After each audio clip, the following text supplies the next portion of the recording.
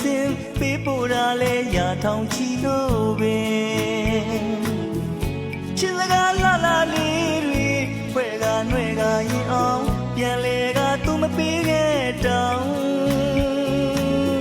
အခုလိုဘဝမျိုးမှာဖြေနိုင်တဲ့အခွင့်တစ်ခုတော့တို့ပေးပါအောင်လားဟဲ့တို့ပေးပါအောင်လားဟဲ့